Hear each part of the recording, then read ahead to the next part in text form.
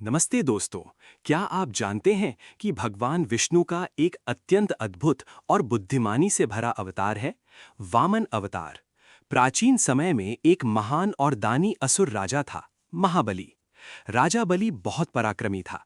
उसने अपनी शक्ति से तीनों लोकों पर अधिकार कर लिया था। हालांकि वो दानी और धर्मप्रिय था, लेकिन धीरे-धीरे उसके अंदर अहंकार आने लगा। देवता भयभीत होकर भगवान विष्णु के पास पहुंचे और सहायता मांगी। तब भगवान विष्णु ने एक छोटे ब्राह्मण बालक का रूप धारण किया। उन्हें वामन कहा गया। उनका रूप बहुत सुंदर और तेजस्वी था। छोटे कद का बालक, हाथ में छाता, कमंडल, जटाधारी स्वरूप, मुख पर दिव्य तेज। उस समय राजा बलि एक विशाल यज्ञ कर रहे थे और सभी को दान दे रहे थे। तभी छोटे ब्राह्मण बालक के रूप में वामन वहां पहुंचे। राजा बलि ने उनका सम्मान किया और कहा, हे ब्राह्मण देव, बताइए आपको क्या चाहिए। वामन भगवान ने मुस्कुराकर कहा, मुझे केवल 3 पग भूमि चाहिए। ये सुनकर सब हंसने लगे। राजा बलि बोले, आप चाहें तो पूरा राज्य मांग सकते हैं। लेकिन वामन ने फिर कहा, मुझे केवल 3 कदम भूमि ही चाहिए। वामन अवतार हमें सिखाता है, अहंकार चाहे कितना भी बड़ा हो, भगवान के सामने छोटा है। दान और विनम्रता सबसे बड़े गुण हैं। भगवान बुद्धि और लीला से धर्म की रक्षा करते हैं। सच्चा समर्पण इंसान को महान बना देता है। वामन अवतार भगवान विष्णु की अद्भुत लीला है, जिसमें उन्होंने छोटे से रूप में आकर बड़े से बड़े अहंकार को समाप्त किया और धर्म की रक्षा की। विनम्रता ही इंसान की सबसे बड़ी शक्ति है। जब अधर्म बढ़ता है तो भगवान विष्णु किसी न किसी रूप में अवतार लेकर संतुलन स्थापित करते हैं। वामन अवतार एक ऐसी अद्भुत कथा है जिसमें युद्ध नहीं बल्कि बुद्धि, विनम्रता और दिव्य योजना से धर्म की स्थापना होती है। ये कहानी है एक छोटे से ब्राह्मण बालक की जो वास्तव में पूरे ब्रह्मांड का स्वामी था। दैत्यराज बलि का उदय। बहुत समय पहले एक महान और शक्तिशाली राजा थे, राजा बलि। वे थे दानवीर, वीर योद्धा, अपनी प्रजा से प्रेम करते थे।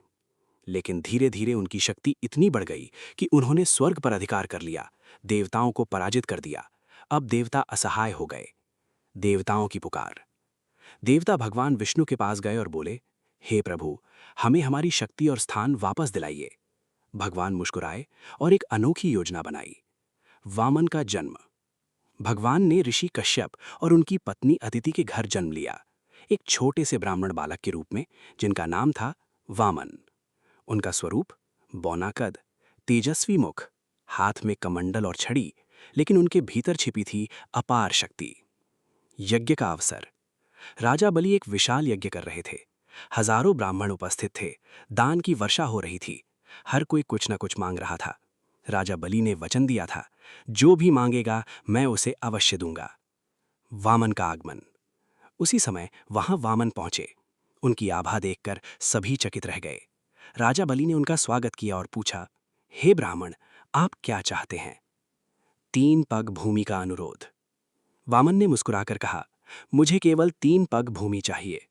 राजा बलि हंस पड़े, इतना छोटा वरदान, तुम कुछ बड़ा क्यों नहीं मांगते। लेकिन वामन अपने निर्णय पर अडिग रहे। गुरु शुक्राचार्य की चेतावनी। राजा बलि के गुरु शुक्राचार्य ने उन्हें चेतावनी दी, ये कोई साधारण बालक नहीं है, ये स्वयं भगवान विष्णु हैं। अगर तुमने ये वरदान दे दिया तो सब कुछ खो दोगे। लेकिन राजा बलि ने उत्तर दिया, यदि भगवान स्वयं मांगने आए हैं तो इससे बड़ा सौभाग्य क्या हो सकता है। वचन और चमत्कार। राजा बलि ने वामन को 3 पग भूमि देने का वचन दे दिया और तभी कुछ अद्भुत हुआ। विराट रूप का प्रकट होना। छोटा सा वामन अचानक विशाल रूप में बदलने लगा। उनका शरीर आकाश को छूने लगा। उनकी आंखों में सूर्य चंद्र चमकने लगे। उनका स्वरूप पूरे ब्रह्मांड में फैल गया।